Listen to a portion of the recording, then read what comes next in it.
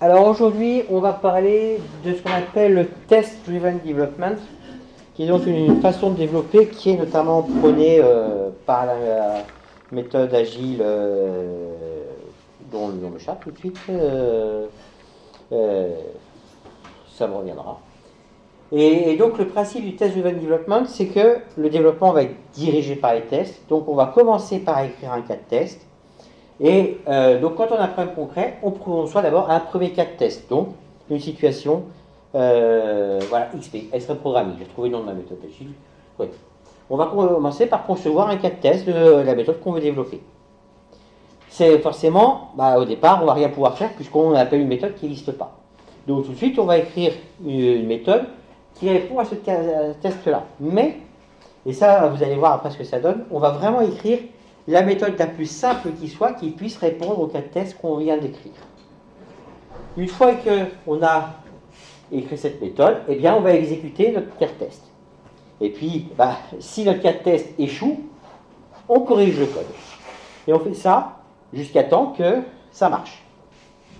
À partir du moment où ça marche, eh bien, on va se poser la question, est-ce que la structure de mon code, elle est bien, est-ce qu'elle me plaît ou pas? Est-ce que ça semble être un code bien structuré par rapport à tous les critères qu'on a pu voir jusqu'à présent, donc notamment tout ce qui était code smell, anti-pattern, etc. Et là, si ce n'est pas le cas, eh bien, on va faire un refactoring de notre code. Et puis, derrière, qu'est-ce qu'on fait? On réexécute les cas de test. Ce qu'il faut bien voir, c'est que le fait d'avoir notre cas de test ici, ça va en quelque sorte être une garantie sur la refactorisation qu'on a faite là. On sait que notre code avant, il marchait. Eh bien, tout simplement, on va vérifier si maintenant qu'on l'a modifié, ça marche toujours.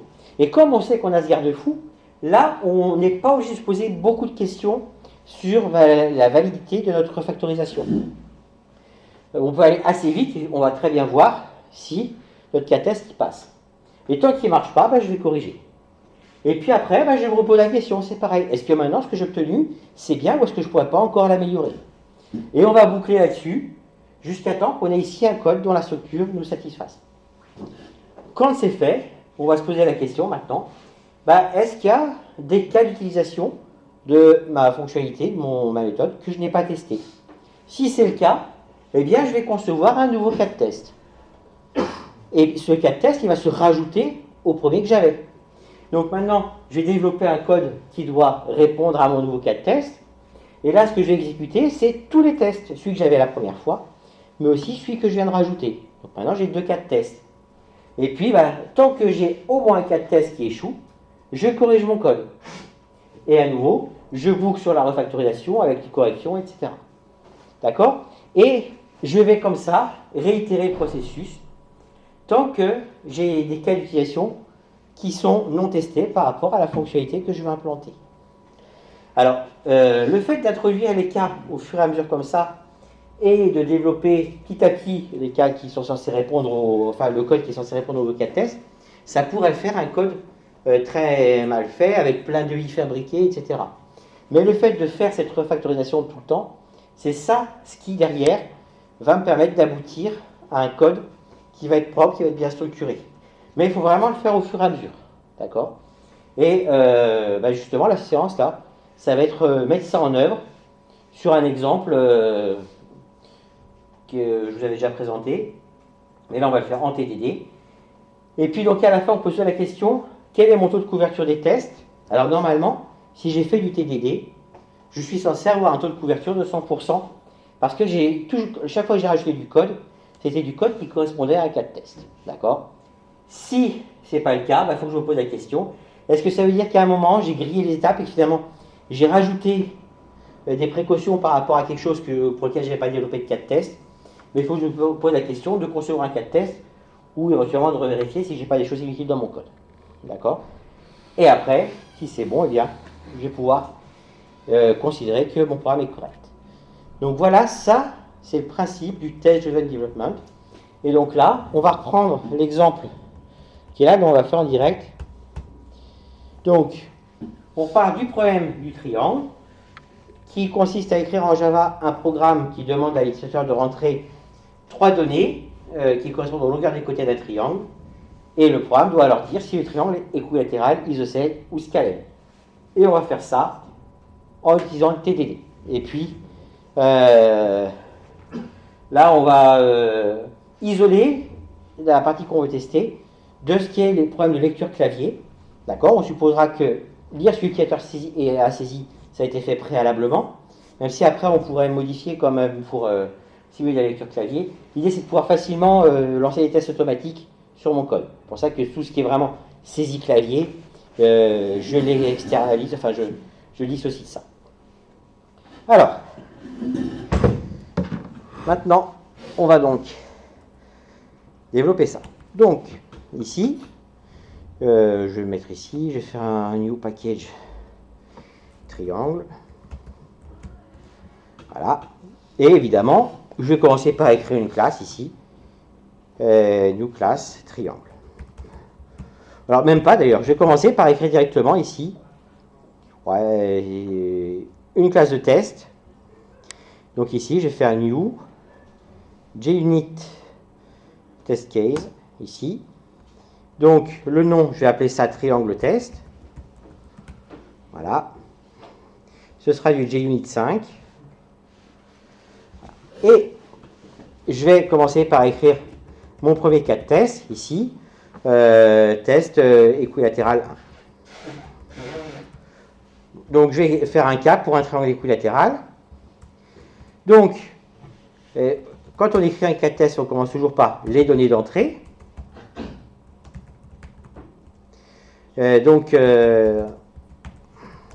Par exemple, 60. Alors, l'utilisateur, il tape des chaînes de caractères. Hein. Donc, ce que je vais avoir en données d'entrée, ce sont des chaînes de caractères.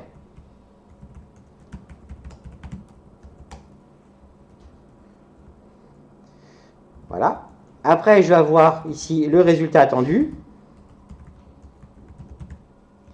Et donc ici, je vais avoir string pour le moment, par exemple, résultat attendu égale ici équilatéral. Après, je vais avoir le calcul du résultat effectif.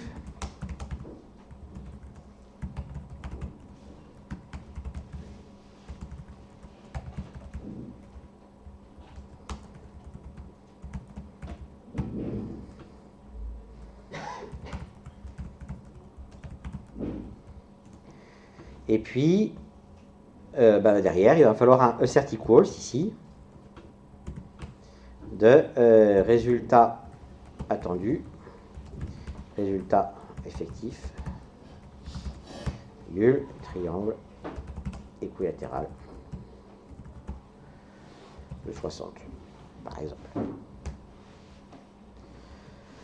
Voilà, donc là, je viens d'écrire mon cas de test. D'accord? Alors, tout de suite, j'ai un problème, ma classe ne compile pas. Eh bien, je vais me laisser guider. J'ai un problème sur triangle ici. Donc, si je vais dessus, Eclipse me propose de créer la classe triangle. Eh bien, c'est ce que je vais faire. Donc, je vais créer la classe triangle. Alors, pas dans le répertoire test, mais dans le répertoire SRC. Voilà. Son package, ce sera le package triangle. Et voilà. Donc, maintenant, j'ai ma classe triangle. Alors maintenant, le problème, il est sur type ici. Il est que je n'ai pas de méthode type dans triangle. Eh bien, c'est pareil. Je vais laisser Eclipse en charger, ici. Comme ça, ma méthode, elle a été créée. Maintenant que j'ai ma classe triangle test, elle compile. Donc, je vais pouvoir exécuter mon cas de test. Et évidemment, mon cas de test échoue, puisque là, dans ma méthode équilatérale ici, qui a été générée, je renvoie nul. Alors que je devrais, ici, si je reviens sur Java. Ah non, pardon, c'est juste que fallait que. Voilà. Non. Voilà. Ici, donc ma classe, ma méthode, ici, type elle renvoyait nul. Or là, j'attends quoi? J'attends équilatéral. Quelle est la façon la plus simple de corriger la classe triangle pour que mon cas de test passe? Eh bien, c'est tout simplement, ici, de renvoyer équilatéral. Latéral. D'accord? Une fois que j'ai fait ça, si je réexécute mes tests, ils passent. Je viens de répondre au premier point. Maintenant, mon cas de test 60-60-60 est correct. D'accord? Voilà, il ne faut vraiment pas que j'aille plus loin à chaque fois. Je fais le travail minimal.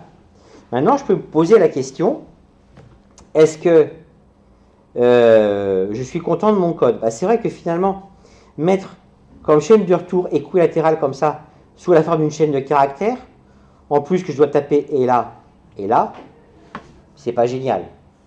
Alors, j'ai deux façons de faire. Soit je peux utiliser constante, ce sera déjà un petit peu mieux.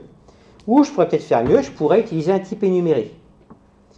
Donc c'est ce que je vais faire. Donc là, je fais du refactoring qui va m'imposer de modifier mon cas de test. D'accord? Des fois, le refactoring oblige de modifier le cas de test.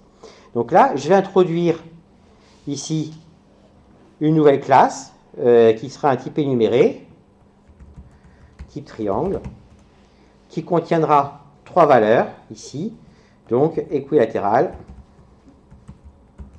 isocèle, scalaire. Du coup, eh bien, mon cas de test, pardon, il est là.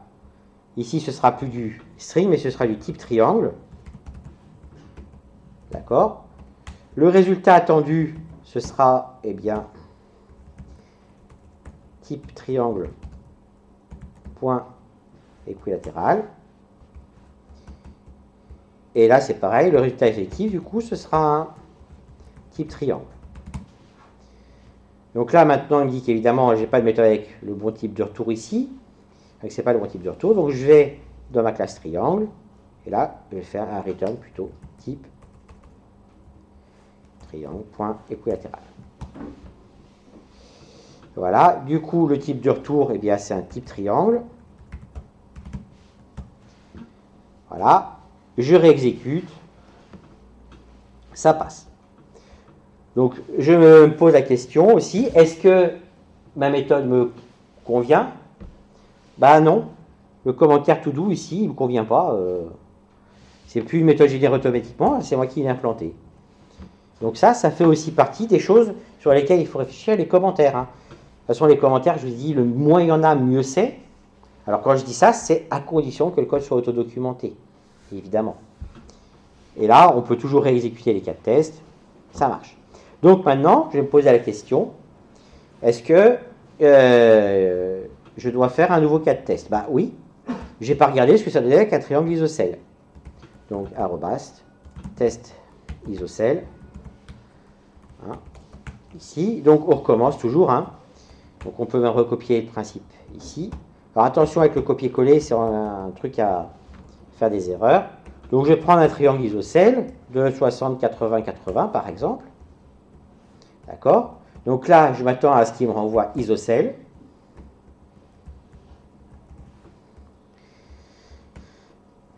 Et là, je mets triangle isocèle.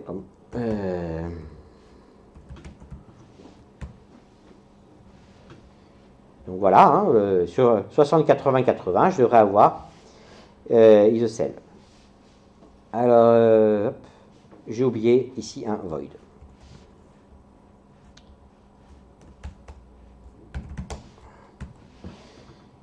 Et donc, je réexécute mes tests, ici, et j'ai une barre rouge parce que j'ai au moins un test qui ne passe pas, c'est le cas, test isocèle 1 ici.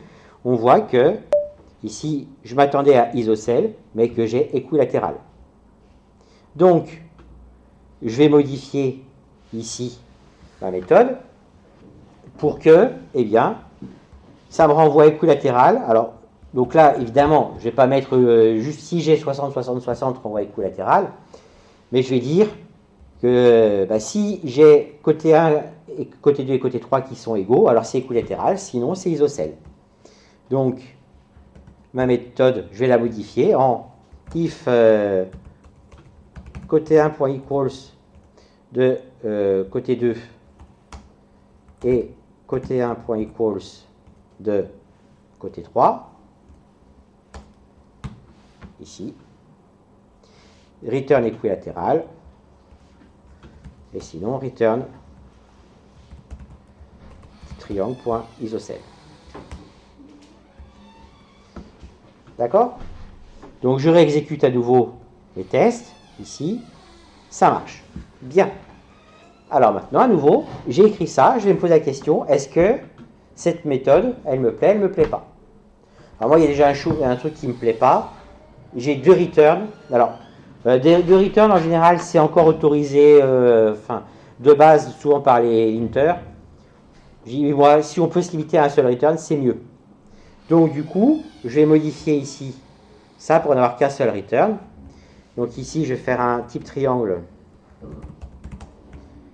Type du triangle. Et là, il manque un point virgule. Je vais faire ici, plus de ma justifier, type du triangle égale type triangle.équilatéral. Et là, du coup, comme je n'ai pas return, je n'ai pas le choix, il faut que je fasse un else. Type du triangle égale type triangle.isocèle.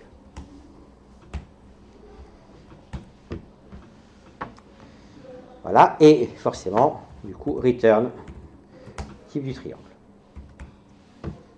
D'accord? Donc, est-ce que c'est correct? Eh bien, pareil, je vérifie mes 4 tests, ça marche. Bon. Alors, c'est pareil, je me pose maintenant la question, est-ce que ça me convient ou pas? Eh bien là, j'ai un if qui est fait de 2 parties. Je vous ai dit, ce qui est après un if, la condition, si c'est un peu compliqué, dès qu'il y a un opérateur en général, c'est peut-être pas mal de plutôt passer par une méthode avec un nom explicite. Alors, pour gagner du temps, éventuellement, je rappelle qu'on peut dire à Eclipse, ici, refactor, extract method. Et là, c'est la méthode qui dit si un triangle est équilatéral. Donc, c'est la méthode est équilatérale. Voilà.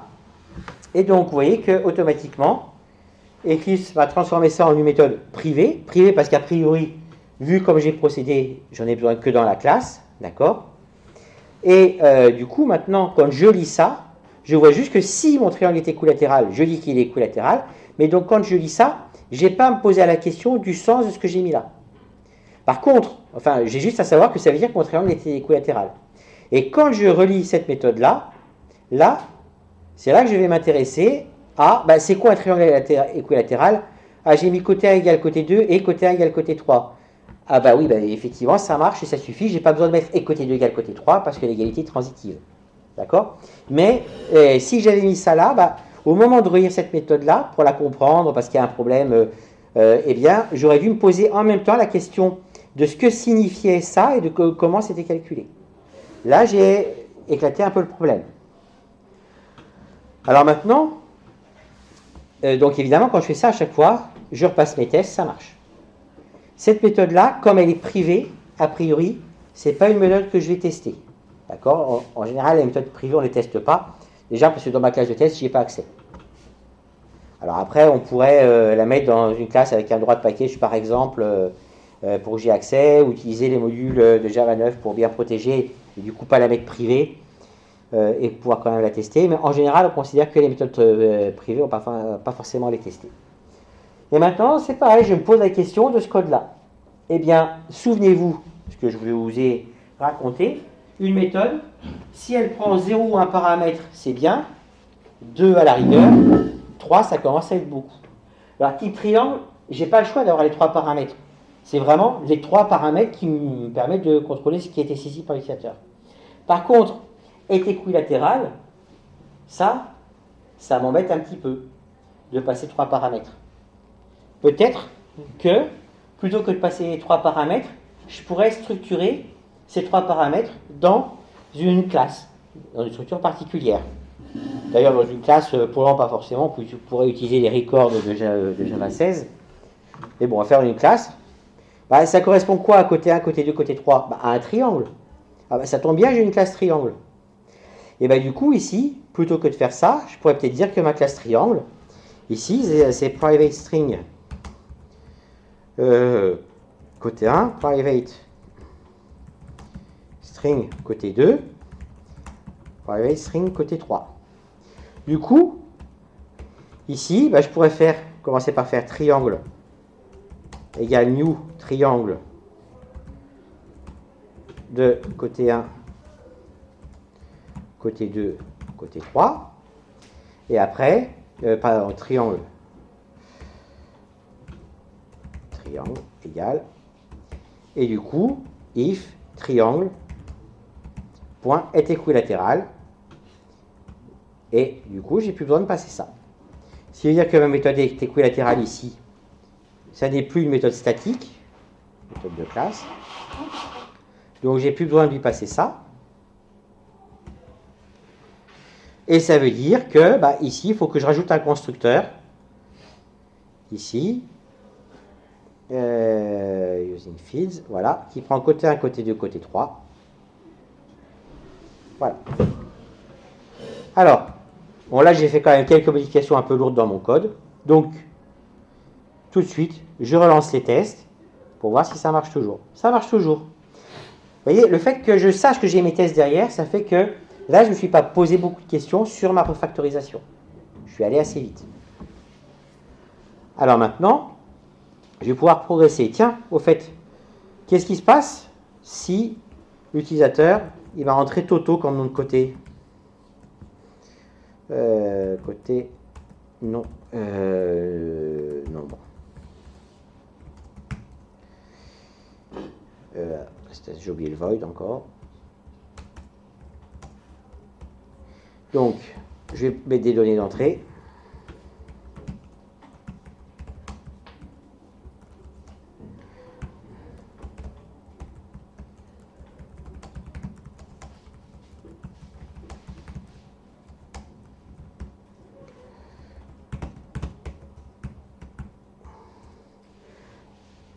Alors là, ben, je m'attendrai à ce que ça me lève une exception.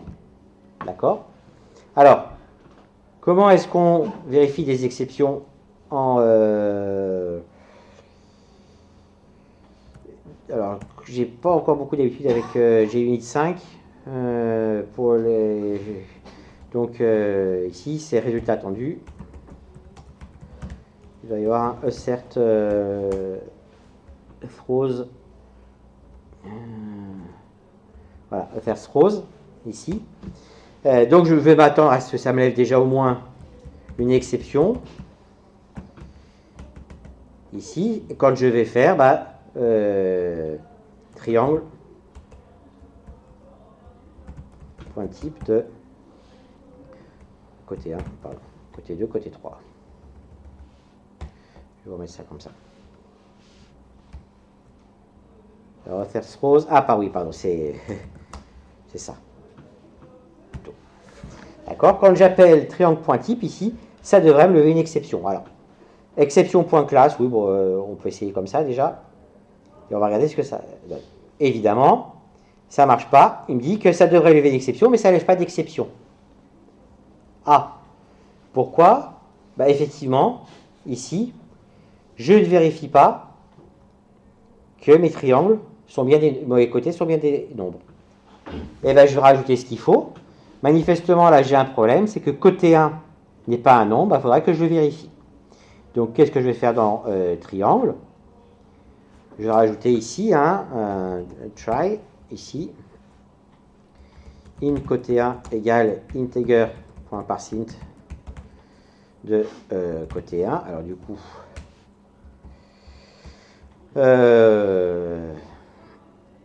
côté 1, nombre, ici. Nombre. Voilà, catch number format exception.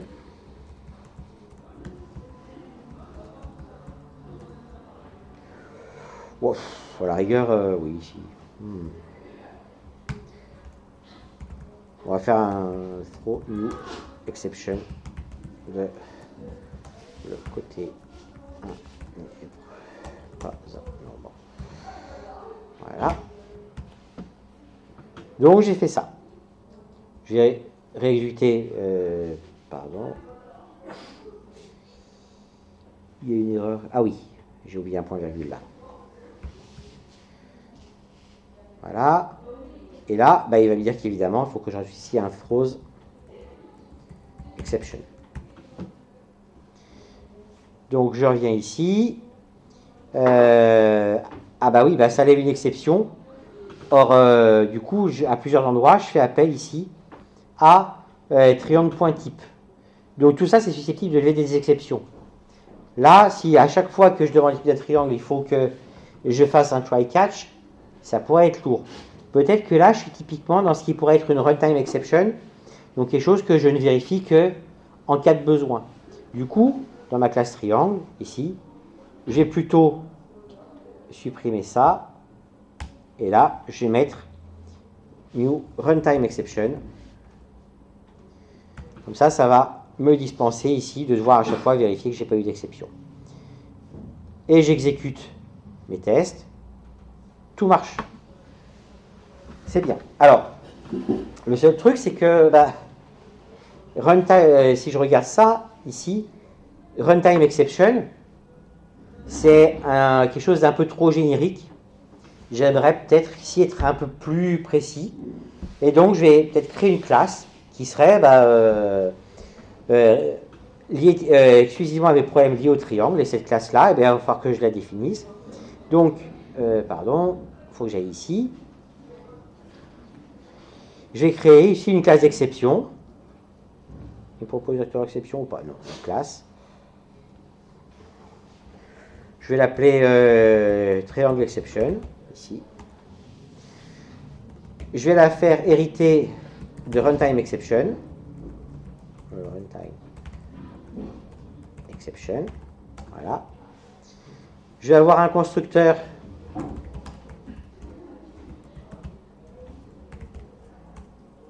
de string message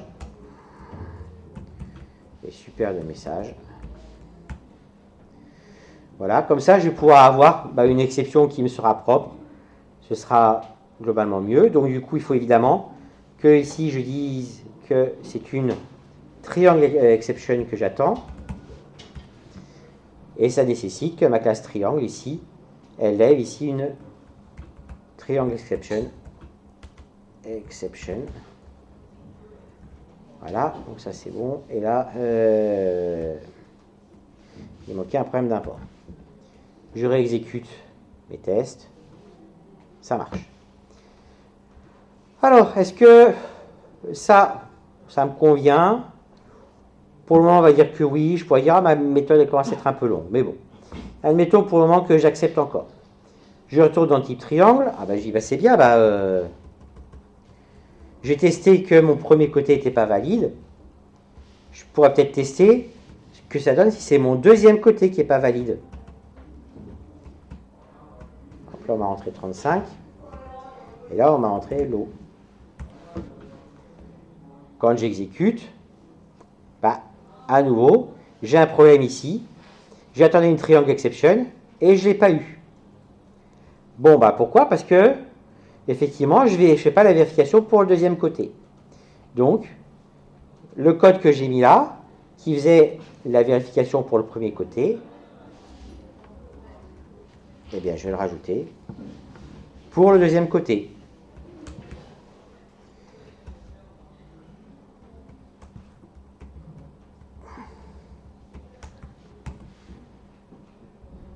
Et vous voyez, là pour le moment, je me pose juste la question de répondre à mon cas de test. Je ne modifie pas la structure de mon code. Là, tout passe. Donc ça, c'est pas mal. Mais maintenant, si je regarde, c'est là, mon code, je m'aperçois quand même que là et là, je fais 2 fois la même chose, à un paramètre près. Et donc là, maintenant, dans ma phase de refactoring, je me pose la question, qu'est-ce qu'on fait quand on a 2 fois la même chose? Eh bien, on introduit une méthode. Donc là, ça, eh bien, je vais faire ici, refactor, extract method. Voilà. Donc, le nom de la méthode, je vais l'appeler ici longueur valide. Je vais même mettre is longueur valide. Voilà. Ça prend un paramètre ici, que j'ai appelé côté. OK. Et voilà. Donc là, il appelle is longueur valide de côté 1. Et donc là, je vais mettre is longueur valide côté 2. J'ai oublié de mettre une majuscule à L ici.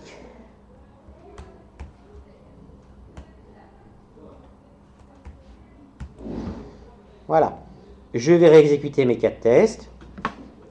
Ils passent tous. C'est donc que mon refactoring était valide. D'accord? Voilà. Alors maintenant, je peux me poser la question, effectivement, ma méthode isLonger valide. Pour le moment, elle est privée.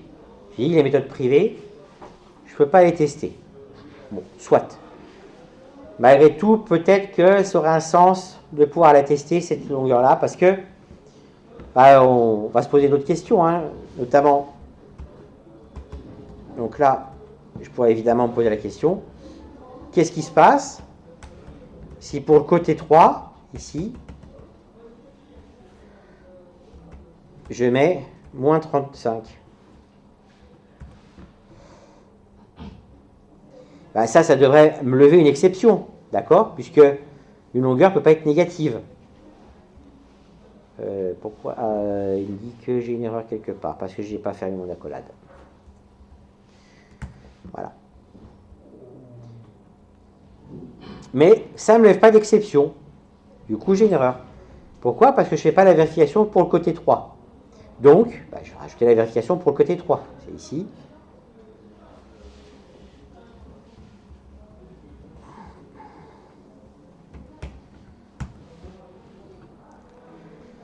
Si je réexécute mes tests, ça passe toujours pas. Pourquoi? Parce que, effectivement, ma vérification, elle ne vérifie pas que le nombre, c'est une longueur, donc c'est un nombre positif. Donc ça veut dire que ici, il faudrait que je vérifie que ce nombre-là n'est pas négatif. Donc je vais faire un int côté nombre, ici. Là, je vais faire côté nombre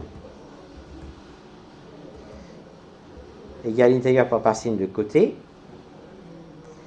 Il manque un signe majuscule. Et puis après, maintenant, je peux faire if côté nombre inférieur ou égal à 0. Pardon, j'ai fait du Python hier. Et bien c'est pareil. Throw new triangle exception de le côté, la longueur du côté devrait être un entier positif. Alors d'ailleurs, là j'ai écrit le côté 1 n'est pas un nombre, j'aurais dû écrire le côté, puisque maintenant ma méthode j'utilise pour différents côtés. Voilà, donc là, je peux vérifier si mes 4 tests passent, cette fois-ci, ça marche. D'accord? Alors d'ailleurs, maintenant, je peux me dire, bah oui, mais finalement, un triangle, c'est pas des chaînes de caractères, c'est des longueurs, les longueurs des côtés. Donc, eh bien, je vais faire du refactoring. Tout ça, je vais le changer en int, d'accord? Int,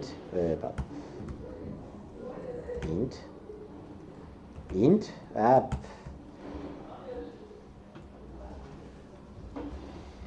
Et puis là, du coup, ça, je vais le mettre après.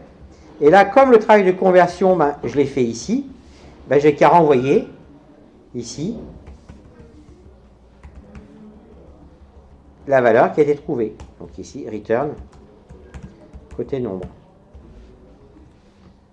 Pardon, il y a un void en trop là.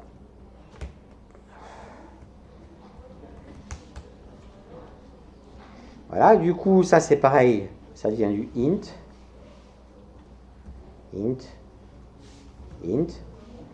Et donc là, c'est int C1 égale, par exemple,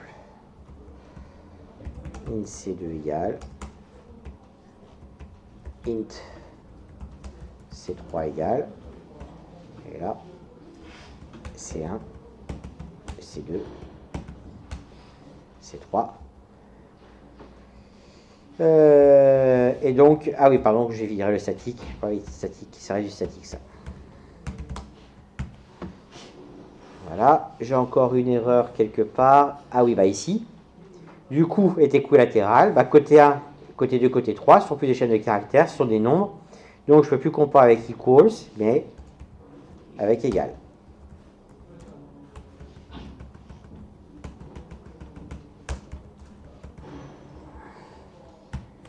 Voilà. Alors là, j'ai fait pas mal de modifications. Bah, à nouveau, je réexécute tout de suite mes tests. Ça passe. Donc, mes modifications sont valides. Alors, je peux encore me poser la question maintenant. Est-ce que ça, j'ai moyen de l'arranger? Eh bien, là, appeler ça C1, C2, C3, c'est peut-être pas génial. Donc, je pourrais dire que ça, c'est chaîne côté 1, par exemple. Voilà. Ça, c'est chaîne côté 2.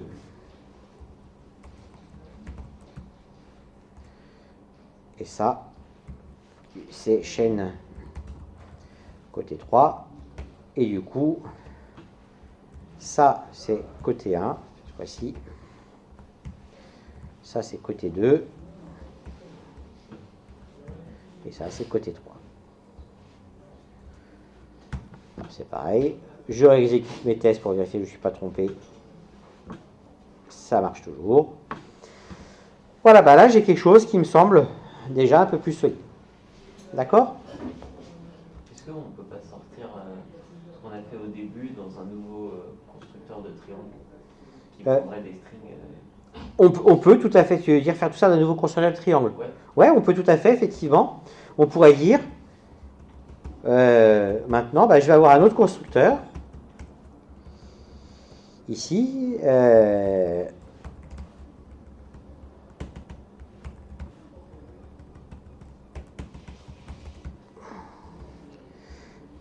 et qui ferait ici, donc ce que j'ai mis là,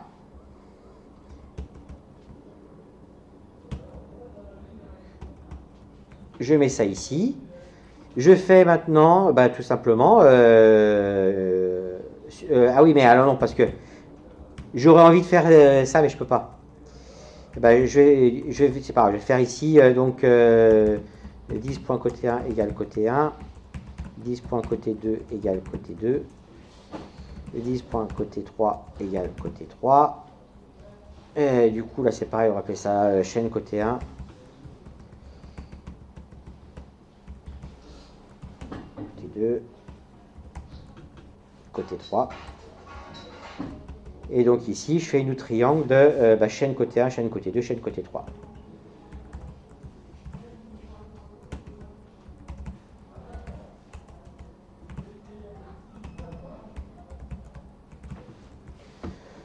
Bon, en tout cas, déjà, ce que je viens de faire, ça compile. J'exécute mes tests. Ça marche. Donc, vous voyez, je suis allé assez vite. Toujours parce que je sais que j'ai le garde-fou de mes tests. Alors maintenant, je peux me poser plusieurs questions. Déjà, utiliser ici des variables locales qui ont les mêmes noms que les variables d'instance, c'est déconseillé. Bon, là, c'était du code généré automatiquement. Jusqu'à présent, je l'avais accepté. Là, quand même, c'est un peu dommage. Donc, je peux appeler ça côté un nombre. Ça plutôt... voilà. Côté de nombre.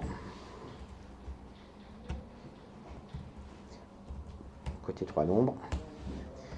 Voilà. Comme ça, ça va me permettre de virer ces horribles 10. Voilà. D'accord? Alors du coup, bah, ce constructeur-là, comme il est public, je devrais peut-être quand même rajouter une méthode de test qui le teste. D'accord? Même s'il va être testé directement par ça. Mais je vous parlais tout à l'heure couverture de test. N'empêche qu'en faisant ça, bah, ça veut dire que maintenant, ce constructeur-là va plus être testé. D'accord? J'ai plus aucun test qui passe par là. Donc, vous voyez que quelquefois, même si je fais du TDD au niveau couverture de code, eh bien, je peux avoir des soucis. Alors, la question, c'est, est-ce que ce constructeur-là, il a encore du sens? Est-ce que je dois le garder? Ou est-ce que je dois le supprimer? Si un truc ne sert pas, du code mort, il ne faut pas hésiter à le supprimer. Alors, là, histoire de ne pas perdre trop de temps, je vous le fais en direct. Comme ça, mais normalement, chaque fois qu'on fait une modification, on fait un commit. Et comme ça, on a l'historique. Et c'est pas grave de supprimer quelque chose, on pourra toujours revenir dessus. Si on utilise Git. D'accord? On pourra toujours aller chercher une ancienne version et retrouver ce qu'on a supprimé. Mais là, a priori, il ne me sert plus. Hein. Bah, je le supprime. Est-ce que ça change quelque chose? Bah non. D'accord? Mais c'est aussi une autre utilisation de la couverture de code, éventuellement, c'est regarder si il n'y a pas des choses qui ne servent plus. Après, peut-être que même si ça ne sert pas, là dans mon code, peut-être que finalement ma classe triangle, je voudrais la fournir à quelqu'un qui potentiellement peut voir initialiser un triangle directement avec des entiers. Donc du coup, il faudrait peut-être que je la rajoute, d'accord, et que je rajoute un cas de test, cette fois-ci, pardon, donc arrobas test, void test constructeur entier correct, enfin cas correct, ici, et donc là, données d'entrée, ce serait donc int côté 1 égale 45, int côté 2 égale 60, t3 égale 80, et triangle après. Alors, comment vérifier qu'il va créer quelque chose de correct? Et ça, c'est une bonne question. Le problème, c'est que je n'ai pas de retour. Déjà, je pourrais au moins vérifier que ça se passe bien. Pour ça, tout simplement, je fais new triangle. New, pardon, triangle côté 1, côté 2, côté 3. Et pourquoi est-ce qu'il n'est pas content? Parce que je n'ai pas sur les triangles. Voilà. Donc j'exécute. Ça marche. Bien. Alors maintenant, je pourrais regarder également, toujours penser au cas incorrect. Donc ici, cas incorrect, qu'est-ce qui se passe si je mets moins 45? Eh bien là, je m'attends à une exception.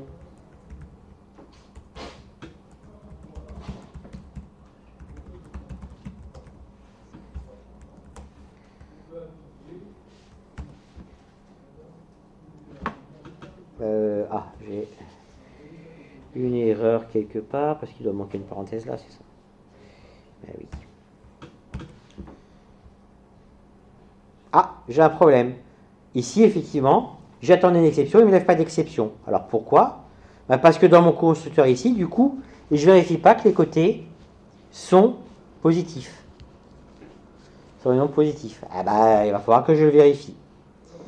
Donc, pour le moment, je l'ai testé ici que sur côté 1. Donc, je vais faire un truc, genre ici, if côté 1 inférieur ou égal à 0,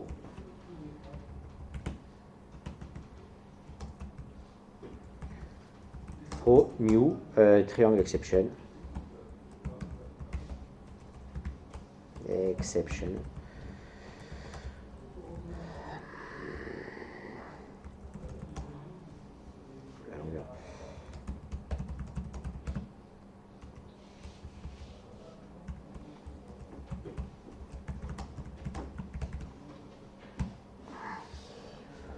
Je vais être strictement clair.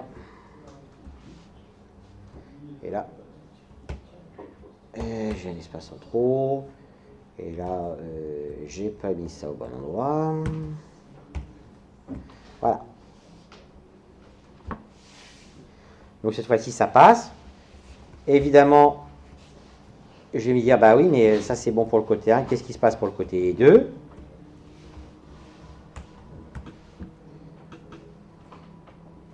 Hop, pardon, c'est avec un correctif 2.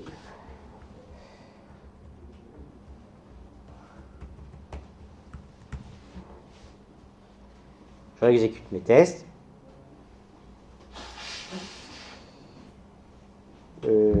Pourquoi ça marche? Pourquoi il me dit que ça marche? Ah non, voilà.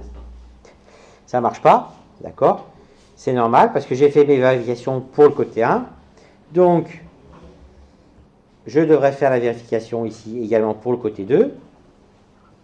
Du coup, ça, je recopie ici en mettant côté 2. Voilà. Là, je peux mettre ça ici. Cette fois-ci, tous mes tests passent. Donc, je regarde mon code. Ah bah là, j'ai 2 fois la même chose. Du coup, je pourrais factoriser tout ça. Donc, c'est ça, d'ailleurs, que je peux factoriser. Donc, refactor, extract method, ici. Donc, la méthode, je l'appelle vérification longueur positive. Voilà. Ça, je vais appeler le paramètre ici côté. Longueur.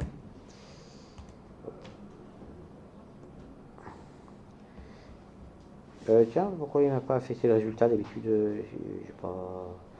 Donc, vérification longueur positive. Ah, parce qu'il faisait l'affectation comme c'était indice. Donc là, je vais faire return longueur.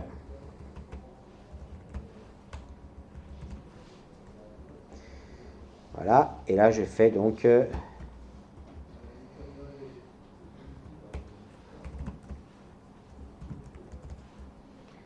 égal...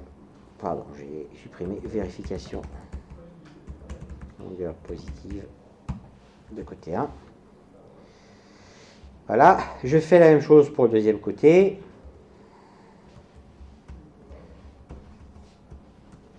Et puis bon, bah là, j'extrapole au troisième côté, du coup, hein,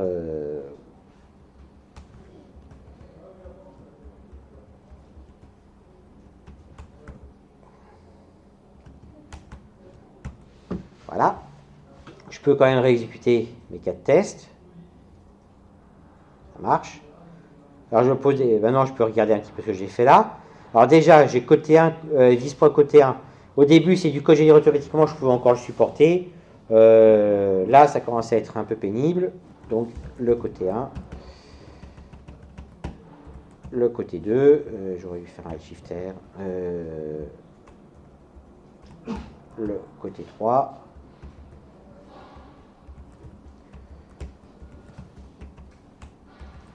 Côté 3.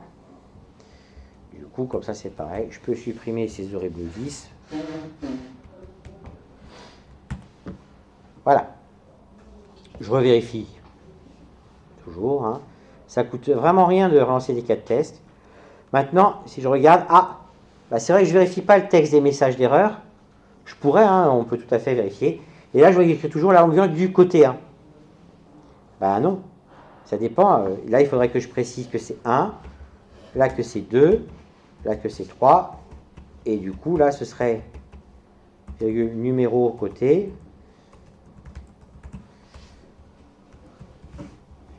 Et du coup, j'ai oublié de mettre un int.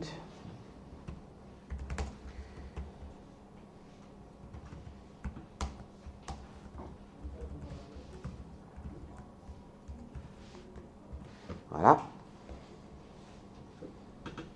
Et c'est pareil, mes 4 tests, ils passent toujours. D'accord? Bon, bah, ça commence à être un petit peu mieux.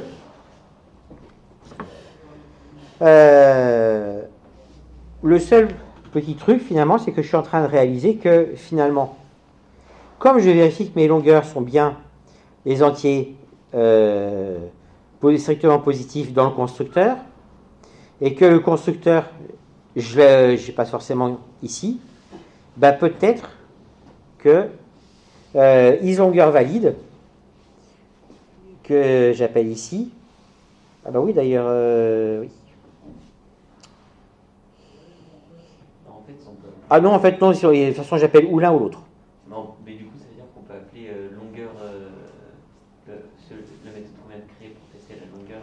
Alors voilà, on pourrait appeler cette méthode-là, ici, vérification longueur positive. Je pourrais effectivement l'appeler ici.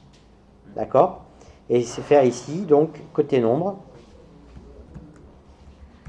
égale, vérification,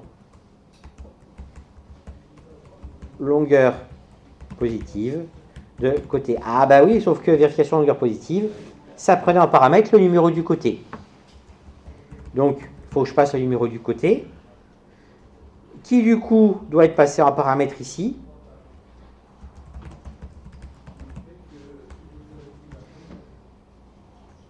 Vérification longueur positive. Ah oui, alors le problème de vérification longueur positive, c'est que là, c'était une méthode d'instance, parce qu'il m'avait fait l'affectation, mais ça doit être une méthode statique. D'accord? Alors maintenant, c'est quoi le problème? Is not applicable string int. Ah, oui, pardon. Ici, c'est côté nombre que je dois lui passer. Bah, du coup, il n'y a pas besoin de récupérer le résultat. J'ai déjà côté nombre. Côté nombre.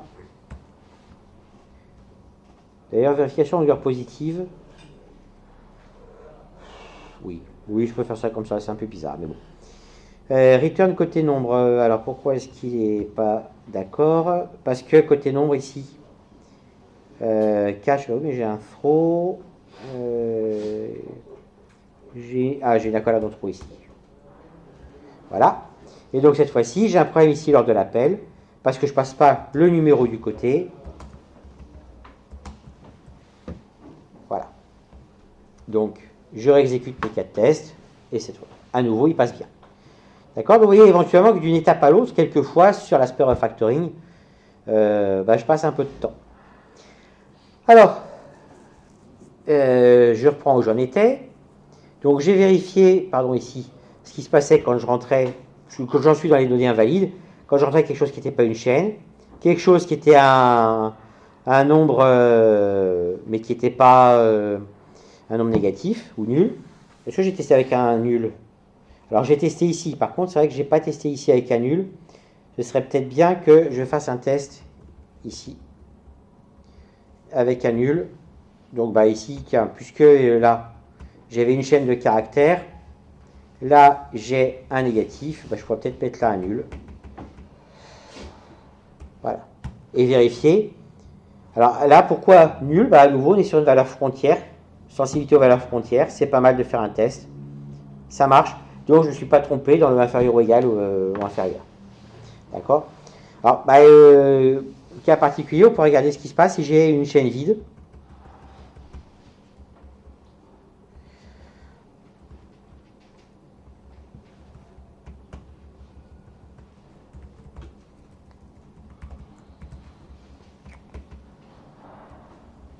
Alors, je ne sais pas si ça a un sens, ça, mais on ne sait jamais. Peut-être que, suivant comment je procède, il y a peut-être un problème en cas de chaîne vide. Il n'y a pas de problème. Il reste à vérifier ce qui se passe si j'ai carrément ma chaîne qui annule.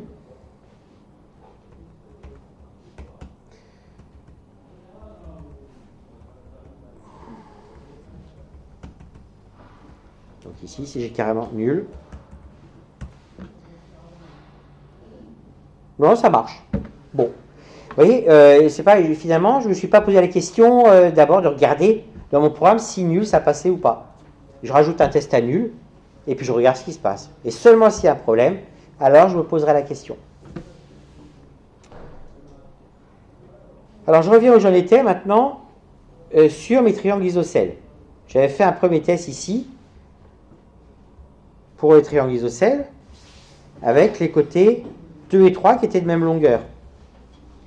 Mais si j'avais eu 40, 35, 40, donc avec les côtés 1 et 3 qui sont de même longueur, ça c'est aussi un triangle isocèle. D'accord? Donc, normalement, ça devrait bien me dire que mon triangle est isocèle.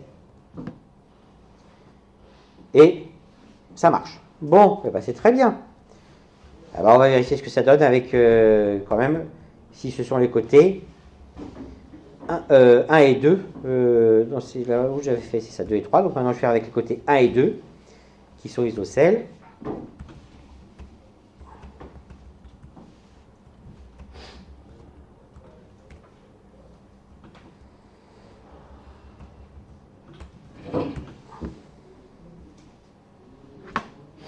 Ça marche. Bon. Et bien maintenant, on va essayer avec un triangle scalène.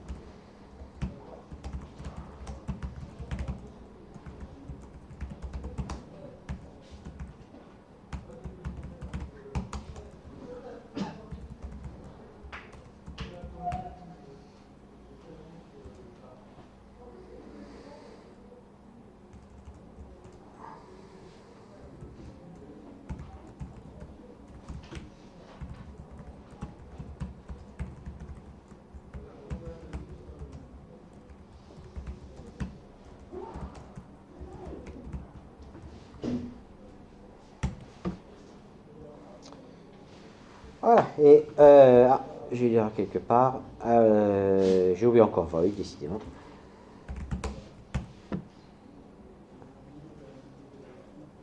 J'ai une erreur, effectivement. Ici, j'attendais scalene et mon programme me dit isocèle. Alors, je vais vérifier pourquoi. Où est-ce qu'elle est ma fonction de type triangle? Ah ben, ma fonction de type triangle, elle me dit que si le triangle est équilatéral, effectivement c'est équilatéral, sinon c'est isocèle. Ah ben, ça marche pas. Il faut que je fasse else ici.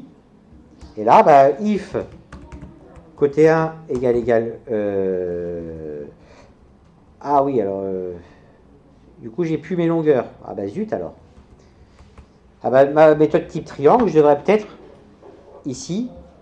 Enfin, si je peux vous mettre dans un premier temps comme ça. D'abord, if donc côté 1 point equals if chaîne côté 1 point equals de chaîne côté 2.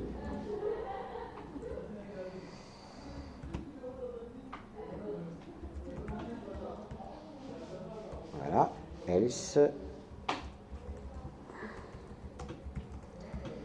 type du triangle égale type triangle point scalene. Voilà. Donc si mon triangle est équilatéral, alors équilatéral. Sinon, si chaîne côté 1 est égale à chaîne côté 2, eh bien isocèle, sinon scalene. Au niveau de mes 4 tests, ici, je les réexécute. Et pourquoi? Ah oui, pourquoi il exécute test scalene? Moi, je veux qu'il exécute tout. Quel est mon problème? Pourquoi? Parce que pourquoi il m'exécute que celui-là? Ah voilà. Donc là, il m'exécute mes 13 tests. Et je m'aperçois que sur test isocèle 3, ça marche. Mais test isocèle 1 et test isocèle 2, là, ça ne marche pas. Ils sont en bleu. J'ai 2 échecs. Pourquoi? Parce que dans ici mon test pour savoir si un triangle était isocèle, je compare que les côtés 1 et côté 2. Et puis, c'est un peu dommage là finalement d'avoir ici chaîne côté 1. Alors bon, dans un premier temps, on va dire tout simplement, je vais donc le modifier ici. Donc c'est un ou, chaîne côté 1, point equals de chaîne côté 2, point chaîne côté 3. Voilà, ou chaîne côté 2, point equals de chaîne côté 3. Voilà en fait les 3 types de triangle isocèle, c'est les côtés 1 et 2 sont égaux, 1 et 3 ou 2 et 3.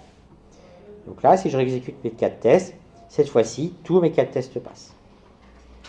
Alors à nouveau, là, j'ai quand même une condition après un if qui est un peu compliquée. Donc tout ça, j'ai envie d'en extraire une méthode. Et puis, je me dis, maintenant que j'ai construit mon triangle finalement, tout comme pour être équilatéral, c'est une méthode de triangle, je pourrais peut-être faire pareil pour être isocèle. Donc, je vais écrire, alors où est ma méthode est équilatérale, je ne sais plus, est équilatérale ici. Je vais écrire ici une méthode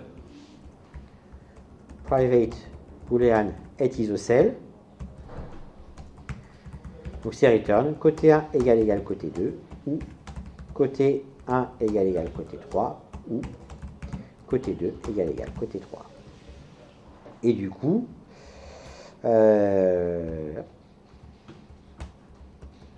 voilà, et if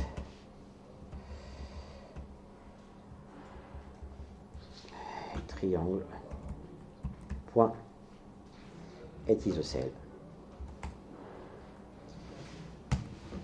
Voilà. À nouveau, je réexécute mes tests. Mes 13 tests passent. Donc c'est que, a priori, mon refactoring est valide. D'accord? Alors, on peut regarder quand même, par acquis de conscience, si ça marcherait également pour un autre triangle scalène.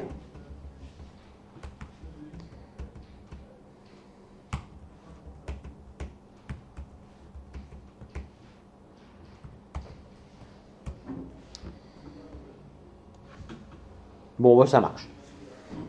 C'est pas mal. Alors, maintenant, on peut se poser la question. Tiens, allez. Je vais bien mettre là en bas.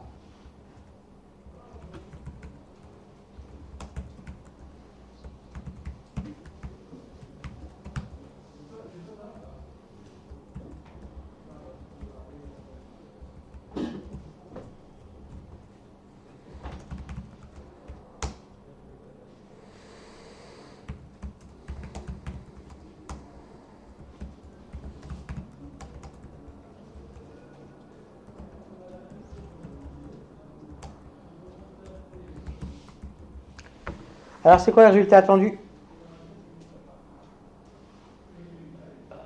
Si c'est pas. Bah, déjà, c'est pas des strings.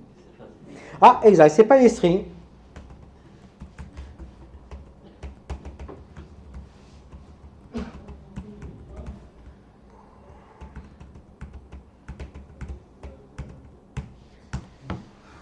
Alors? C'est quoi le résultat attendu? S'il est quelconque, c'est une erreur. Hein? Comme il est quelconque, c'est une erreur.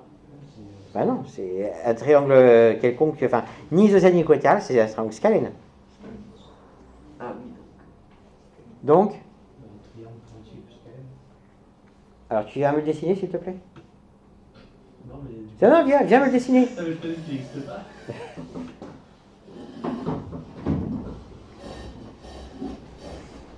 Ah, mais je peux pas, j'ai pas de règle. Alors, tu sais, on va faire 2, on va faire 5, et on va faire 10, et ça, c'est ton unité. Allez, tu fais déjà un côté de longueur 10. Non, mais c'est bon, on a compris. Hein. Voilà.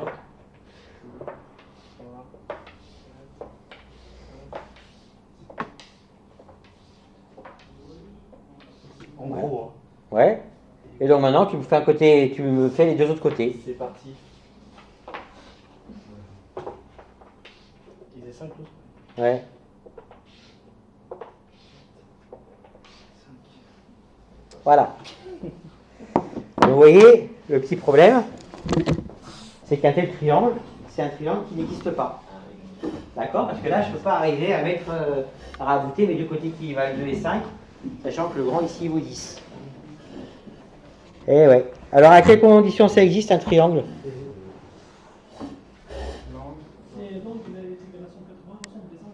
Oui, mais là, j'ai pas les angles, moi j'ai les longueurs des côtés.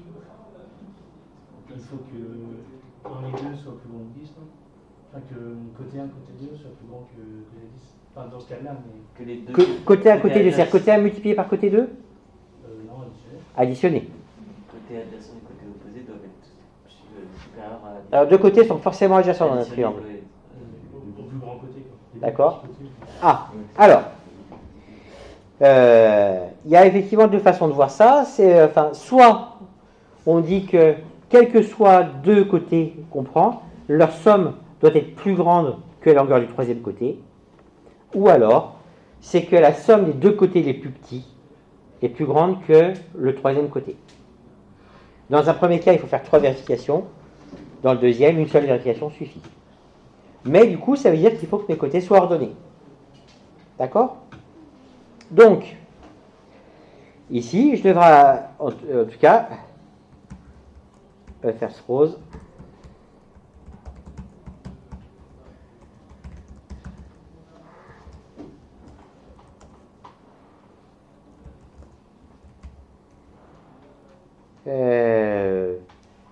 Pardon, c'est pas sur notre triangle. Ici, c'est sur donc triangle, petit triangle de côté 1, côté 2, côté 3. Ah, j'ai oublié un E.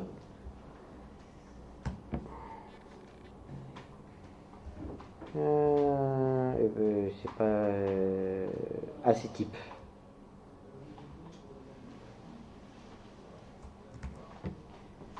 Donc là, je devrais avoir une exception. Test non triangle.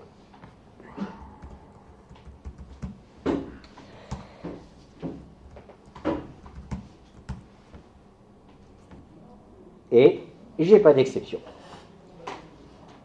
Il va donc falloir que je vérifie, quand je construis un triangle, que, au final, j'ai bien mes côtés qui font que c'est un triangle. Donc ça, je pourrais le faire ici. Et donc, on a dit deux solutions. Soit je vérifie toutes les possibilités 2 à 2, que la somme de deux côtés est plus petite que le troisième côté. Soit je vérifie ça pour le plus petit et le plus grand côté.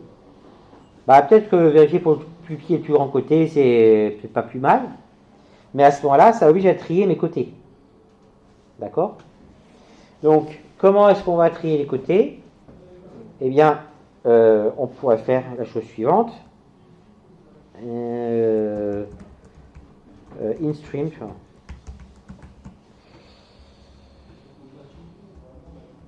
Point off de côté 1 nombre, virgule côté 2 nombre, côté 3 nombre.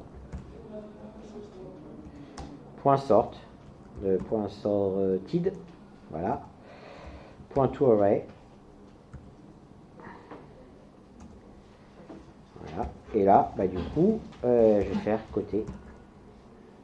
Enfin, in crochet crochet égal.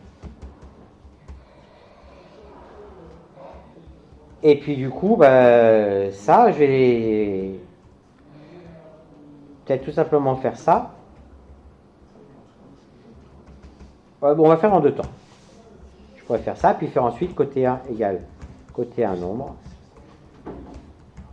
côté 2 égale côté 2 nombre, côté 3 égale... égale côté de 0, côté 1, côté 2. Voilà, je pourrais faire ça comme ça, j'ai déjà vérifié que ça marche. Ah, ça ne marche pas. Pourquoi ça ne marche pas? Parce que, effectivement, je ne fais pas la vérification. Donc maintenant, il faut quand même que je vérifie. If côté 1 plus côté 2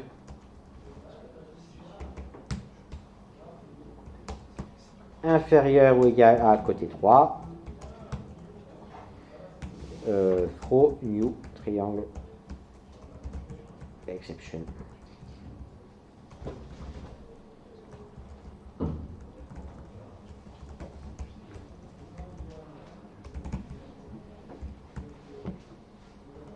J'ai une parenthèse de trop ici.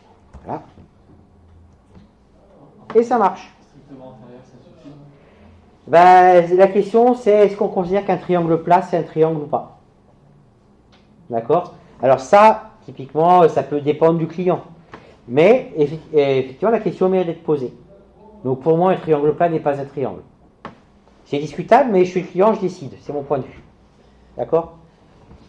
Mais effectivement, en tout cas, ça veut dire, et sinon j'allais venir après, c'est que de toute façon, il faut prévoir un cas de test pour le cas à frontière, pour justement vérifier qu'on a, le client a bien défini ce qu'on voulait, d'accord?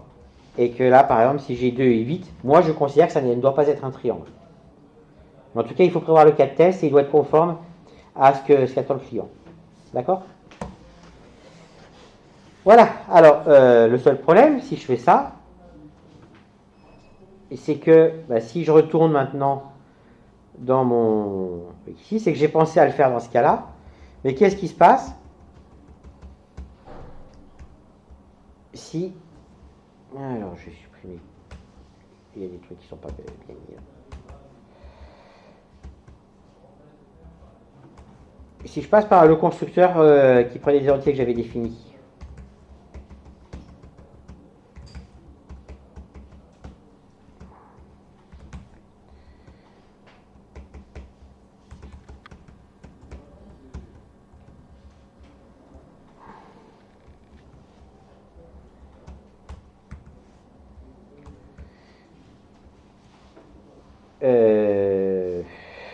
new triangle.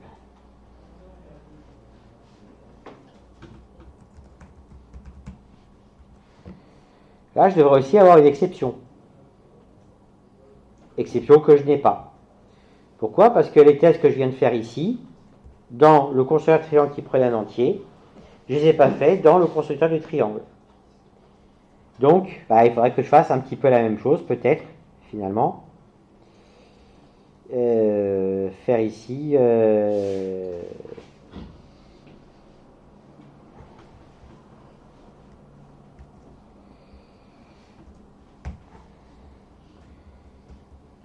Alors, donc ça, c'est le côté 1.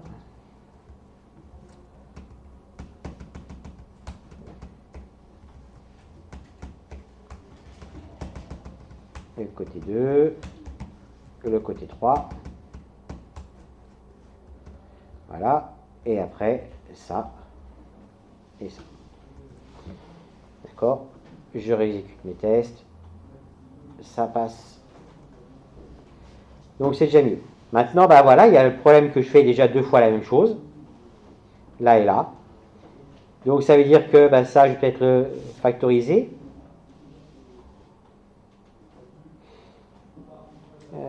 Ici, donc tout ça. Refactor, exact method, donc ici, initialiser. Okay. Voilà. Du coup, ça c'est pareil. Ça va être ici, initialiser. Côté de... pardon. Je suis en train d'effacer ma méthode. C'est ça, ici.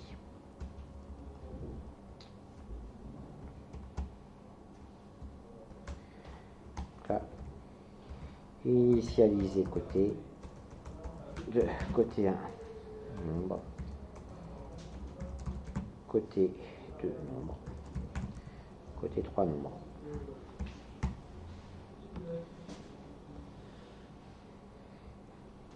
Voilà. Je vérifie mes tests. Ça passe. Donc c'est OK. Ensuite, maintenant que mes côtés sont triés, est-ce que pour isocèle, j'ai besoin de vérifier côté 1 égale côté 2, côté 1 égale côté 3, côté 2 égale côté 3? Comme mes nombres sont croissants, si j'ai côté 1 égale côté 3, côté 2 il est forcément au milieu. Donc c'est côté 1 égale côté 2 égale côté 3. Donc ça veut dire que je serai sur un triangle isocèle. Donc ça veut dire que ce cas-là, il ne sert à rien. Alors bon, est-ce que c'est vraiment valide ce que je dis? C'est pas grave, je fais mes tests.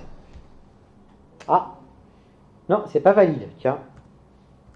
Pourquoi donc?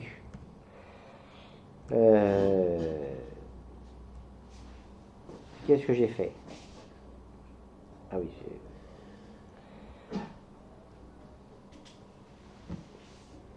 côté 1 égale côté 2, ou côté 2 égale côté 3. Pourquoi d'un seul coup ça marche plus? Parce qu'un triangle isocèle, c'est forcément sur les deux côtés plus petits, et côté 1, c'est le côté plus long. Non, j'ai côté 1, c'est le plus petit. Quand est-ce que je l'appelle ça? Alors, côté 3, c'est le plus grand, mais du coup, il y a le même problème avec côté 2 et côté 3. En fait, Pourquoi? on peut juste vérifier que côté 1 est égal à côté 2. Non, je peux aussi avoir côté 2 égale côté 3. Si j'ai 4, 5, 5, perspectives isocèles, alors c'est sur quel cas? On peut regarder d'ailleurs. Hein. C'est sur test isocèle 2. Ah oui, Ici, quand j'ai 40, 35, 40, normalement, une fois trié, ça devrait donner 35, 40, 40. Je devrais bien avoir côté 2 égale côté 3. Alors, qu'est-ce que j'ai fait? Donc, avant, du coup, déjà, je reviens là-dessus, je regarde ce que ça donnait là. Là, ça marchait. Alors, pourquoi on dirait qu'il les a pas triés? Parce que, alors, voyons voir. Je suis passé par type triangle. Ici. Donc, j'ai créé un triangle à partir des chaînes. Donc, j'ai appelé le constructeur de triangle qui était ici. Là, j'ai fait initialiser côté. Et initialiser côté, qui va bien fait, côté 1, Mais oui, c'est bizarre ça. In-stream, côté 1, ouais, c'est bizarre. C'est bizarre. Alors, on va mettre à ce moment-là. On met un point d'arrêt ici. J'exécute en mode débugage. Non, je vais faire un point d'arrêt pas ici, mais directement sur le cas de test TISOCELL 2 ici. Là. Allez, ok. Ah oui, parce que j'ai modifié ici. Bon, c'est pas grave. J'ai quand même supprimé ça. Il n'y a pas de raison. Et on va regarder ce qui se passe. Triangle test. Switch. Donc, j'arrive ici, type triangle. On va rentrer dans type triangle. Je rentre dans New Triangle. Ok. Alors. Donc, côté 1, côté 2, hop, ça je vais passer normalement. Côté 1 nombre il vaut 40, côté 2 nombre il vaut 35, côté 3 nombre il vaut 40. Maintenant je vais dans initialiser côté. Donc, on va passer sur tout ça. Hop, to array. Et donc, je continue maintenant, côté, ça vaut 35, 40, 40. D'accord? Ah oui, mais côté, bah non, oui, c'est bien, voilà. Donc, je continue, voilà. Donc, j'ai initialisé maintenant mes variables d'instance. Donc, côté 1, 40, 35, 40, 40. Voilà. Côté 1 égale. Ah, ben voilà. Ici, je fais côté 1, vérification de possible. Le côté 1, bah non, c'est de côté 1. En fait, ça, j'aurais dû le mettre avant. C'est pour ça. Donc, je reviens ici.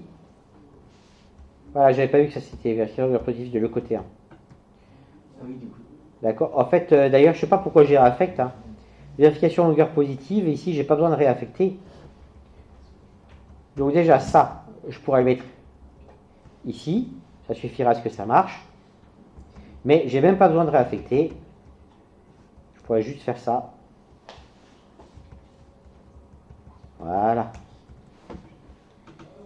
Et donc je réexécute, et ça marche. Voilà. D'où l'intérêt toujours de garder mes 4 tests. Parce que là, c'est sur un test que j'avais écrit il y a déjà longtemps, hein, que d'un seul coup, ça s'est mis à pas marcher. Et tout l'intérêt de tester aussi toutes les conditions des FreeSocial. Tout à fait. Et ça, voilà. Et là, on voit bien qu'on est guidé cette fois-ci par les données. Faut se poser la question, qu'est-ce que c'est qu'un triangle isocèle, et considérer qu'effectivement, l'ordre des côtés est important, parce que voilà, il n'y a rien qui dit que je mets mes côtés dans le même ordre. Donc maintenant, je reviens sur triangle, et équilatéral. Si mes côtés sont triés, du moment que je teste, on l'a vu pour isocèle, si je teste côté 1 égale côté 3, il n'y a pas, et que mes côtés sont triés, c'est que côté 2, il est forcément entre les deux. Comme ils sont égaux, c'est qu'il vaut forcément les deux. Donc mon test équilatéral, ici, je peux le remplacer par côté 1 égale côté 3. D'accord? Si le plus petit côté et le plus grand côté sont égaux, c'est que forcément tous mes côtés sont égaux. Et ça, c'est pareil. Bon, là, j'en ai l'intuition. Je vérifie quand même. Et ça marche. D'accord? Bon, on commence à être pas mal. On a testé a priori tous les formats d'entrée différents. Alors, maintenant, au niveau des cas de tests, éventuellement, on pourrait se poser la question sur triangle ici. Comme j'ai rajouté ma méthode, par exemple, is-longueur valide, ou pareil pour la méthode is-longueur valide, peut-être que, pour être sûr, j'aurais pu mettre des cas de test spécifiques pour cette méthode-là. Du coup, ça m'aurait permis éventuellement de mettre un peu moins de cas de test pour la méthode type triangle, parce que finalement, après, pour type triangle, je peux juste vérifier que je passe bien par is-longueur valide, en mettant 3 cas un peu bizarres pour chacun des côtés des types triangles. Ça me permet de vérifier que j'appelle bien is-longueur valide pour chacune des longueurs. Et ensuite, par contre, isLonger valid, je pourrais bien plus la tester sur un certain nombre de choses. Autre chose aussi, c'est que quand j'ai un message ici d'erreur, je pourrais vouloir vérifier le message d'erreur. Par exemple, là, j'ai la longueur du côté plus numéro de côté devrait être strictement positive. Eh bien, je pourrais le tester ici en récupérant dans ma méthode from test ici, quand je m'attends à une exception, je pourrais récupérer le message. D'accord? Alors attention, parce que pour récupérer le message d'exception, ça veut dire qu'il faudrait que j'attrape l'exception pour récupérer le message et qu'après j'analyse que le message est correct. Je ne pourrais pas le faire directement comme ça. D'accord? Je ne crois pas que le Serstrose permet de vérifier le message d'exception ici. Il faudrait que je vérifie ce qu'on a dans la classe, celle-là. Certes, c'est la classe Assertions. Javadoc JV5 Assertions. Javadoc JUnit 5. Voilà, et elle est dans quel package? Pardon, il faut que j'aille là. Org JUnit Jupyter API. Org JUnit Jupyter API, elle est là. La classe Assertions. Et après, c'est directement module. Org JUnit Jupyter API. Hop, voilà. Et Assertions. Serstrose. Est-ce que j'ai une méthode? Vous voyez, il y en a plein des méthodes dans Serstrose.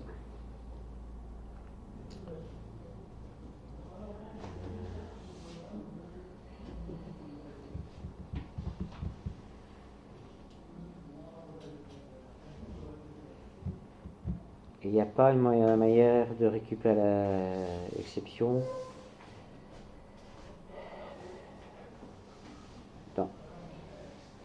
Non, donc je serai obligé de le faire manuellement si je récupère le message d'exception.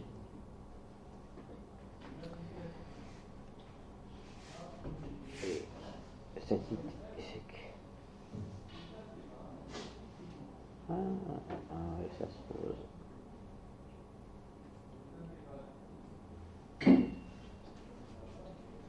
Si, et ça renvoie quand même T, donc ça renvoie l'exception.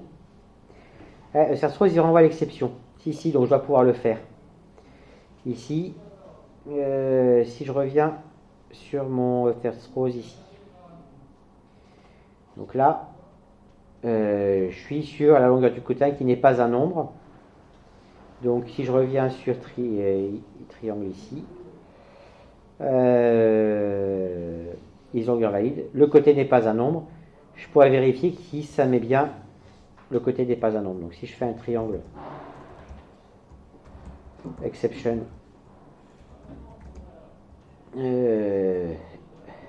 exception égale, voilà, et maintenant je pourrais faire un assert equals de, donc le côté n'est pas un nombre. J'ai mis des accents ou pas? Non, ben on va en mettre. Voilà.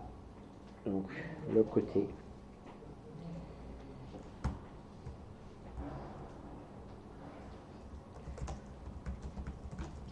n'est pas un nombre. Ah oui, forcément, virgule, exception, point, get message. Voilà. Et donc voilà, ça me permet en plus de vérifier que j'ai le bon message d'erreur. Donc je peux quand même vérifier parce que vous voyez, le Serstrose, il renvoie l'objet exception qui a été généré. Donc là, par exemple, quand je vérifie que... donc d'ailleurs, si je voulais préciser, si je voulais dire ici, je pourrais dire que je veux ici que c'est le côté 1 n'est pas un nombre. Là, si j'exécute, cette fois-ci, j'ai un problème. Parce que c'est pas ce qu'il va envoyer. Donc, il faut que je corrige ici ma classe ici. Comme ça sort bien, j'ai modifié tout à l'heure pour passer le numéro de côté. Donc ici, plus numéro côté, plus, il n'est pas un nombre. Et si je réexécute mes tests, cette fois-ci, ça passe. D'accord? Donc comme ça, on voit que je peux effectivement même vérifier les messages d'exception qui me sont envoyés. Donc là, dans ce cas-là, qu'est-ce que j'ai? Ou est-ce que j'en ai encore qui n'est pas un nombre? Ici, je devrais avoir, c'est pareil.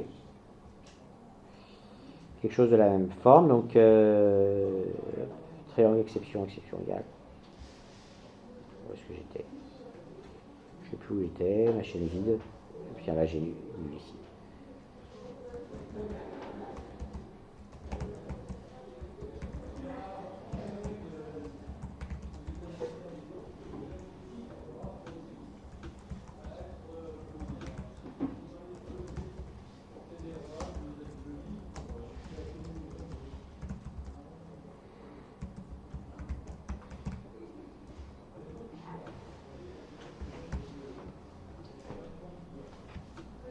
Voilà. Ou etc. Ensuite, je rappelle qu'avec JUnit, on peut aussi écrire des tests paramétrés. Et ça permet en une seule méthode de faire pas mal de vérifications. Donc ça, c'est ce que vous pouvez faire dans un deuxième temps. Vous pouvez créer une nouvelle classe de test, ou même dans la même classe de test, pour avoir des tests paramétrés et tester comme ça en série tout un cas de triangle isocèle par exemple. Donc là, je pourrais y rajouter ici. Ah ben oui, je suis dans le package default. C'est pour ça que tout à l'heure, on avait les packages triangle. Et la classe triangle test, c'est votre triangle. Voilà. Ce sera mieux. Donc là, maintenant, je vais rajouter ici new JUnit test case. Donc test triangle équilatéraux. Voilà. Et donc, là, on va écrire parameterized test. Alors, on va retourner vérifier. Ici, j'ai 5. Sur les tests paramétrés. Ben, si, c'est en masse parameterized test. Donc ici, void test triangles équilatéraux. Alors pour les triangles équilatéraux, là c'est super simple parce que finalement, j'ai besoin juste d'une longueur de côté. Alors string côté. Et là, on va faire un asserti equals. Enfin, donc résultat attendu. Ça c'est simple, hein, c'est donc triangle, type triangle. Résultat attendu égale type triangle point équilatéral. Résultat effectif type triangle. Résultat effectif égale type triangle égale triangle point type de côté côté côté. Voilà, et assert equals de attendu virgule effectif. Alors bah, c'est pas un test et après il faut un ici value source.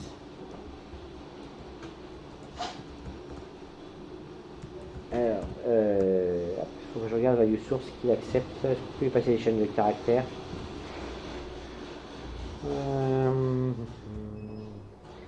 C'est dans params provider. Alors Jupyter params. Après on va dans params et dans params provider, pardon, il était là. ici, donc CSV source, non c'est pas CSV source, c'est value source, j'ai dit. Value source, ah il a string, ok. Il s'appelle strings comme ça. Donc ici, alors base value source, et c'est strings égal.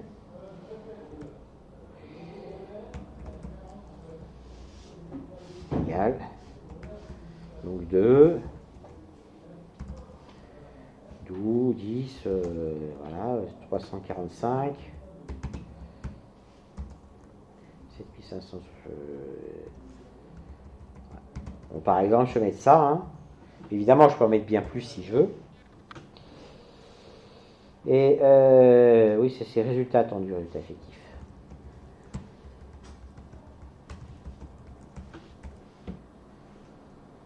Voilà. Et donc, si j'exécute ça, eh bien, vous voyez, il m'a exécuté 4 tests. Et ils sont tous corrects. D'accord?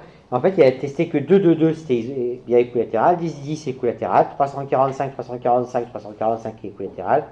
Et pareil pour celui-là. D'accord?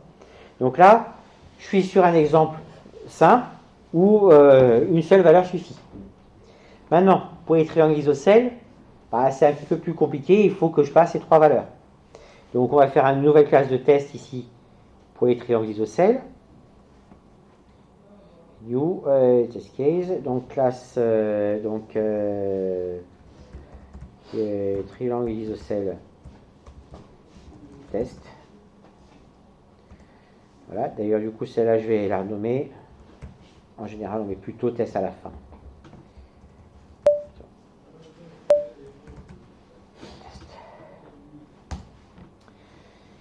Donc le principe va ressembler à triangle équilatéraux.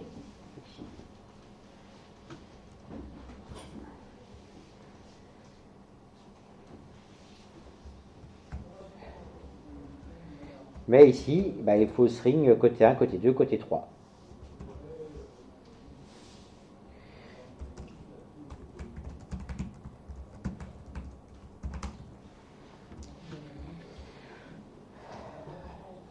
Voilà, string, je vais côté. Donc là, je m'attends évidemment à du isocèle.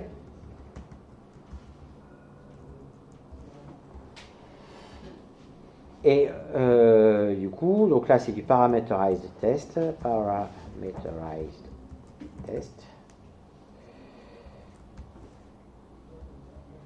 Et puis test triangle isocèle, je vais l'appeler.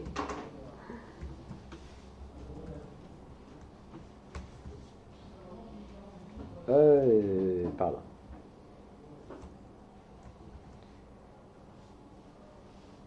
Et maintenant. Pardon? Il manque le void dedans. Il manque le void. Oui, j'ai du mal avec le void. Et puis après, donc là, je vais par exemple mettre un CSV source. Et puisque là, j'ai besoin de plusieurs paramètres. Donc là, CSV source, ce que ça prend, CSV source, ça prend directement comme ça, hein, le tableau, c'est ça. Donc là, je passe le tableau de mes chaînes. Donc par exemple, je peux tester le triangle 2, 2, 3.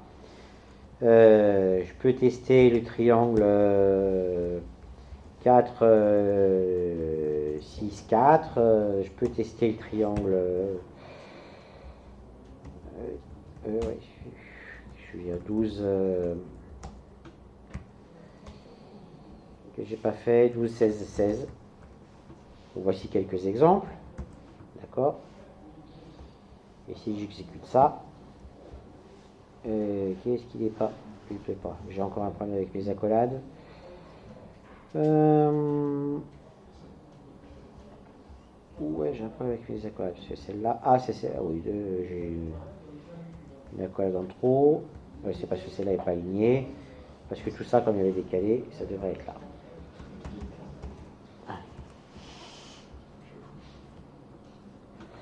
Alors, expertise de sel, toise équilatérale. Tiens donc. Ah, forcément, j'ai mis côté ici à chaque fois. Avec du coup... Ah oui, parce que j'ai appelé côté. Côté 1. Alors, vous voyez, quelquefois, c'est le cas test qui est erroné hein, quand on est... Alors, là, c'est le cas. Voilà.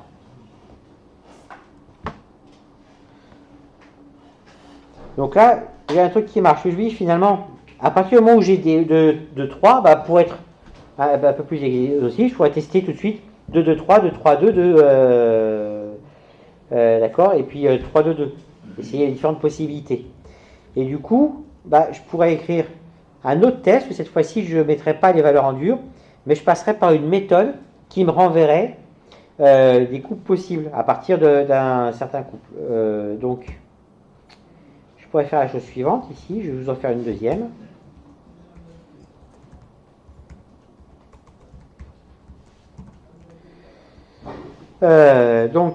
Void test triangle, c'est la même en fait. Hein.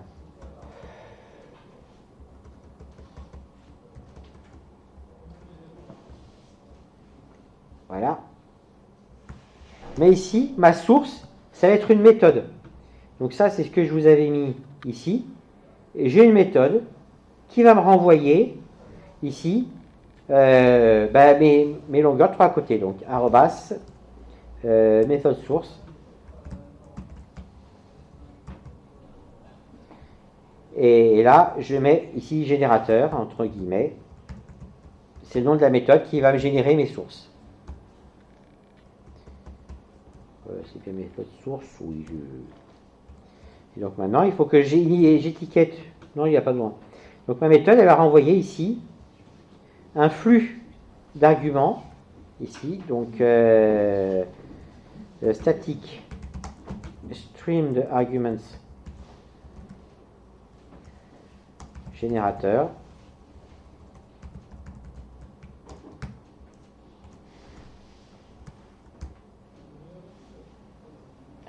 Pourquoi est-ce qu'il n'est pas content avec méthode source? Ah, parce que j'ai mis un E à méthode. Ce sera mieux comme ça. Et donc, là, je vais avoir un tableau de départ, par exemple, qui va être string. Non, parce que c'est un tableau. Non, on va faire un stream.off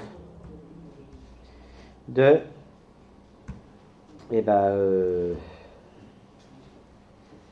2, 3, par exemple. Non,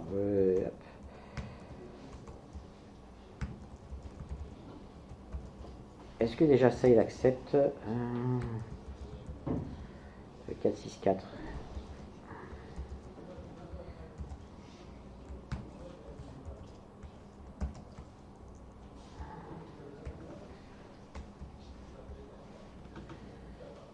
Du coup, d'ailleurs, on pourrait mettre carrément que 2 valeurs. On va tester ça. Est-ce que ça, un flux de tableau, il veut bien?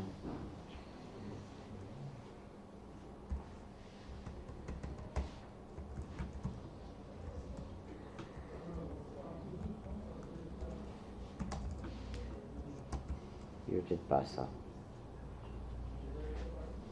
Ouais, il veut pas. Bon, c'est pas grave. Bon, on va faire int crochet crochet t1 string plutôt. K1 égale 2, 3.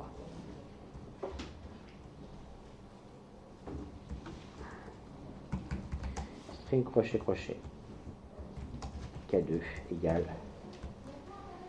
4, 6.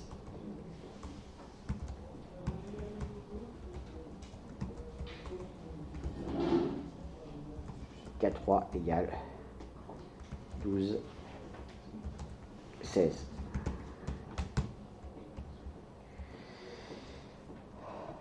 Voilà, j'ai un crochet. Voilà, et maintenant je dois pouvoir faire stream.off de K1, K2, K3.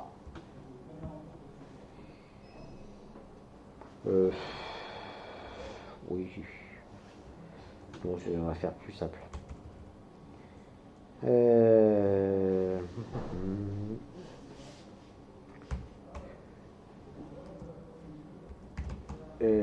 String crochet crochet crochet crochet K égale K1, K2, K3. Voilà, maintenant string crochet, crochet, crochet, crochet, résultat égale new string.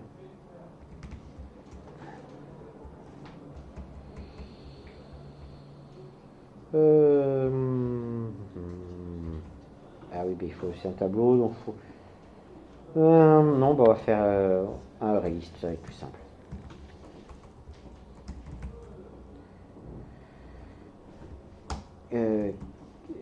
Cas généré.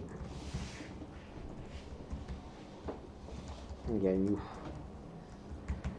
array list, et donc c'est un array list de tableau de chaîne. Voilà.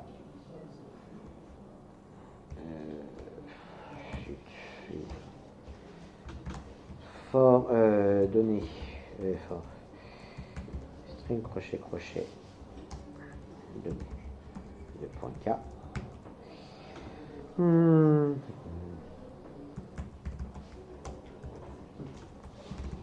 Sous K égale K de 0, K de 0, K de 1.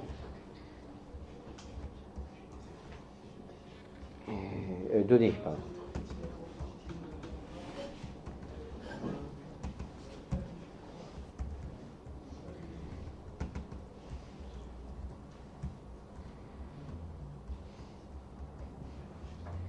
Sous K2 égale 0, 1, 0. Et sous K3 égale 1, 0, 0. Voilà. Et après, on va faire donc cas généré point add de sous K1. Et on fait ça pour les 3K. Sous K2 et sous K3. Voilà, et là maintenant je vais faire donc cas généré point stream point map de, alors donc c'est quoi, c'est arguments point de arguments des flèches arguments point off de D de 0, D de 1, et return, stream arguments plutôt.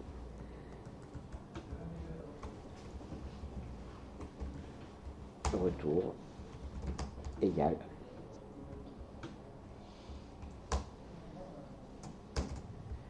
Voilà, et return retour. Voilà, alors si je teste ça, voilà, ici, donc, qu'est-ce que j'ai fait? Je suis parti de, ici, deux valeurs, 2, 3, 4, 6, 12, 16, et puis tout ça, je fais pour 2, 3, je fais en fait le cas 2, 2, 3, 2, 3, 2, 3, 2, 2, d'accord? Donc les 3 triangles isocèles avec 2 qui est répété et puis 3 qui est tout seul. Je fais pareil pour 4, 6, pareil pour 12, 16.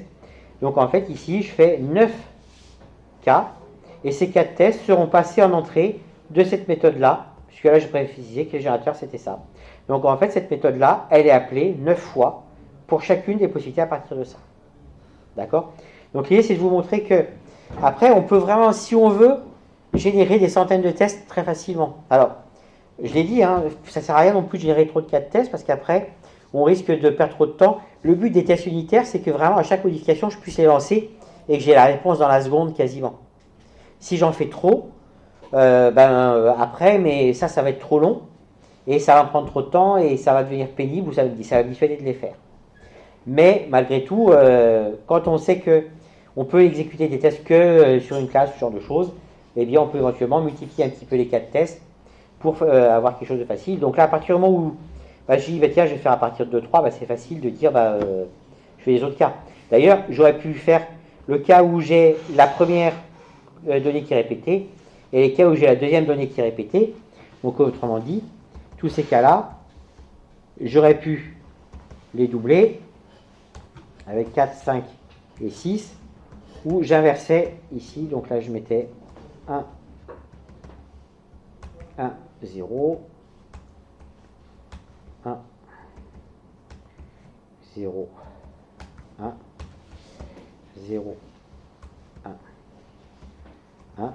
Ce qui veut dire que là, à partir de 2 et 3, je générais 2, 2, 3, 2, 3, 2, 3, 2, 2, mais aussi 3, 3, 2, 3, 2, 3, 2, 3, 3. Et donc là, on voit qu'avant j'étais à 12, 4 tests. Là, pourquoi il met 12 ici? J'ai l'impression qu'il ne me l'a pas. Faut... qu'il ne serait pas toujours à jour quand je fais. Pas add les sous-cas. Ah, j'ai merci. J'ai pas ajouté les sous-cas. Donc triangle isocèle ici. Tout à fait.